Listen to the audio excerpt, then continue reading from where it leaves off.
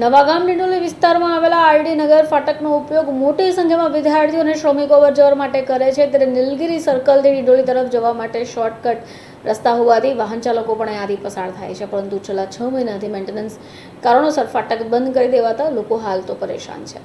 રહેતા લોકોને નીલગિરી તરફ જવા માટેના 2 કિલોમીટર સુધી રાઉન્ડ લઈ જવાની ફરજ પડે છે, જેથી લોકો પરેશાન થઈ રહ્યા છે।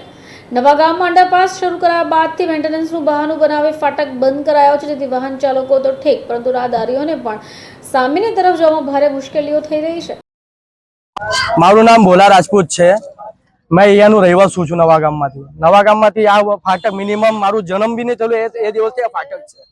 અમારું નાનપણથી આ ફાટકથી આ સાઈડથી જવાનું ત્યાં સાઈડથી જવાનું, કારણ કે લીંબાદ બાજુ જવાનું આ એક ફાટો હતો, નવાગામ બાજુ આવવાનું આ એક જ ફાટક હતો। આજે જ્યારથી અંડરપાસ બન્યું એ અંડરપાસમાં દુનિયાભરની ટ્રાફિક જામ થાય છે, માનવ ટ્રાફિકમાં 1-1 કલાક ફસી જાય છે, બરાબર। અમારું એમ જ કહેવાનું છે આ ફાટક ચાલુ થવું, કારણ કે આ ફાટક રેગ્યુલર બંધ નહીં કર્યું આ લોકોએ તારીખ આપી, પહેલા તો 1 મહિનાની તારીખ આપી, બીજા મહિનાની તારીખ આપી, ત્રીજા મહિનાની તારીખ, 1 વર્ષથી તારીખ આપતા હતા, બરાબર। તારીખ આપ્યા પછી બી આ ફાટક ખુલ્લું નથી। આજે ફાટક બંધ કર્યું, બરાબર, ડાયરેક્ટ આવીને ડાયરેક્ટ ફાટક બંધ કર્યું અને કે કાયમ માટે સ્વરૂપે ફાટક બંધ છે। મગર અમે લોકો અહીંયાના જે સ્થાનિક લોકો છે અમે ધારાસભ્ય પાસે બી ગયેલા છે, ધારાસભ્ય પાસે ગયેલા, અહીંયાના નગર પરિષદ પાસે બી ગયેલા, બધા પાસે જઈને આવ્યા છે, મગર એ લોકોને અહીંયા ઇન્ટરેસ્ટ નથી, એમને બિહારમાં ઇન્ટરેસ્ટ છે, કેમ કે ત્યાં ઇલેક્શન છે, કેમ કે તાના પ્રતિનિધિ છે, અહીંયાના થોડી છે, કેમ કે અહીંયાના 30,000 વોટ જીતીને આવ્યા છે, 30-35,000 વોટ અહીંયાના મહિલા છે નવાગામથી, ત્યારે એ લોકો જીતીને આવ્યા છે, બરાબર। તો એ લોકોને અહીંયા ધ્યાન આપવું જોઈએ કે બિહારમાં ધ્યાન આપવું જોઈએ? હા, એ લોકોના ઓફિસે એના દરવાજે જઈ જઈને થકી ગયા એ લોકો। અહીંયાના ડેપ્યુટી મેયર બી ત્યાં છે, હા, એમના ડેપ્યુટી મેયર બી ત્યાં છે, બરાબર। અહીંયાના જે સ્થાનિક કોર્પોરેટર છે એ બી ત્યાં છે, એ અહીંયાના પ્રતિનિધિ છે કે બિહારના પ્રતિનિધિ છે? મારું એમ જ કહેવાનું છે આ ફાટક તાત્કાલિક દોરું ખોલવું જોઈએ, બીજું કઈ નથી। અમારી એક જ માનવી છે, નાના છોકરાઓ છે, સ્કૂલમાં જાય છે, સ્કૂલમાં ભણવા જાય છે, બરાબર। ત્યાંથી લોકો આવે છે, હવે છોકરી લોકો છે એ છોકરી લોકો અંડરપાસ થી જશે, અંડરપાસમાં કઈ છોકરીને કઈ થાય એની જવાબદારી કોણ રહેશે?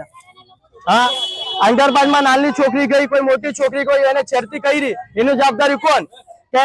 અને અંડરપાસ બન્યું એ બી વર્ષમાં 2 વખત તો બંધ થઈ ગયું, જે અંડરપાસ બન્યું એમાં વર્ષમાં 2 વખત બંધ કર્યું, કારણ કે આ ચાલે તો ચાલે, નહીં બી ચાલે, માત્ર બીજું રસ્તો કયું છે? આ જ છે ને, એના લીધે આ ખોલો ફાટક, ત્યાં ટ્રાફિક નહીં થાય, આ ફાટક ખોલો। મારું નામ બટુભાઈ રાજપૂત, મેં રામેશ્વર નગરમાં રહું છું। મારા 22 તો 23 વર્ષ થઈ ગયા છે, સુરતના રહેવાસી છું મેં, અને મારે કામમાં જવા માટે છે ને પેલું કૃષ્ણાજીની બસ પકડું કંપનીની, 5 મિનિટ લેટ થઈ જાય ને મારી બસ ઉપડી જાય, પછી 200 રૂપિયા ભાડાથી રિક્ષા કરીને મારે જવું પડે વજીવાલામાં, બરાબર। આટલા વર્ષથી આ નેશનલ હાઈવે રસ્તા નથી છે, આ ફાટક કાયમ ચાલુ હતો, એ ચાલુ રાખવું જોઈએ।